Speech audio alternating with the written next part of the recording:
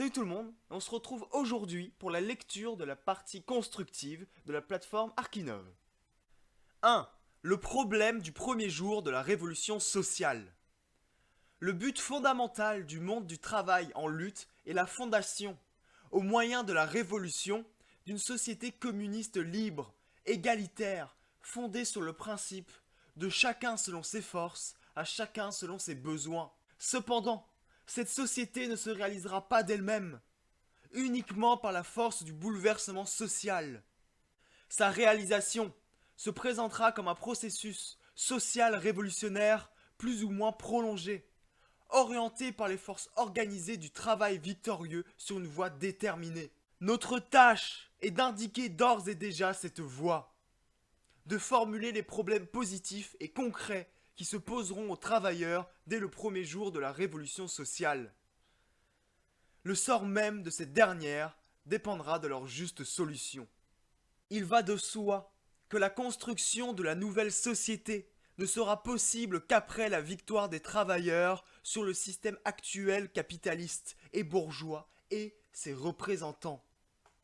Il est impossible de commencer la construction d'une nouvelle économie et de nouveaux rapports sociaux tant que la puissance de l'État défendant le régime d'esclaves n'a pas été brisée, tant que les ouvriers et paysans n'auront pas pris entre leurs mains, dans le régime révolutionnaire, l'économie industrielle et agraire du pays.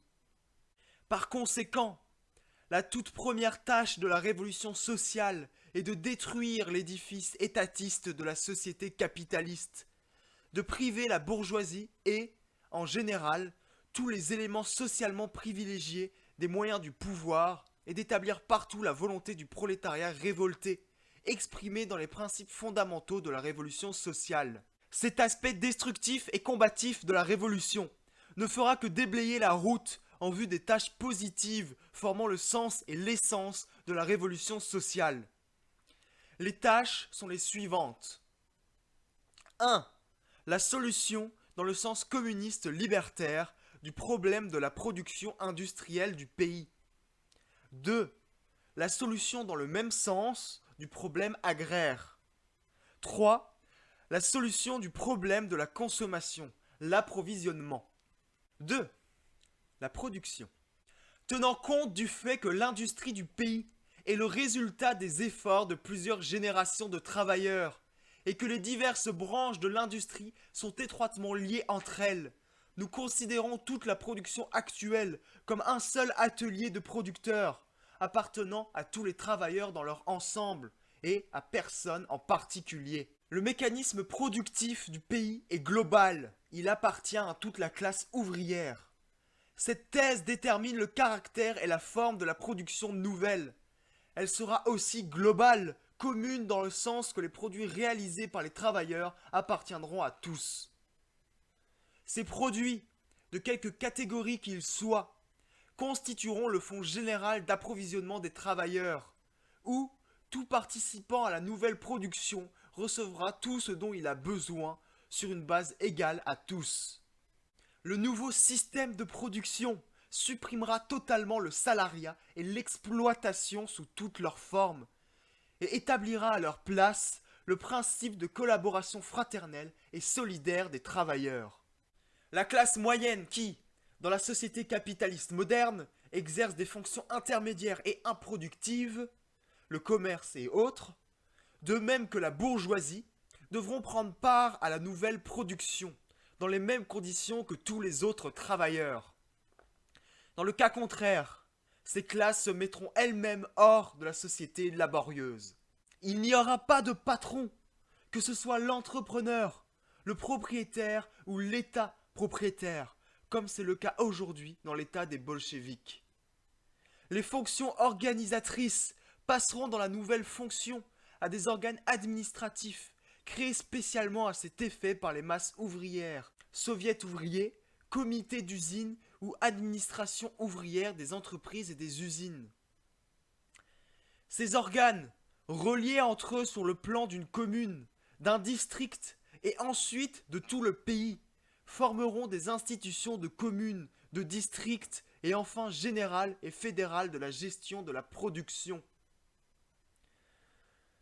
Désigné par la masse et se trouvant constamment sous son contrôle et son influence, tous ces organes seront constamment renouvelés et réaliseront ainsi l'idée de l'autogestion authentique des masses.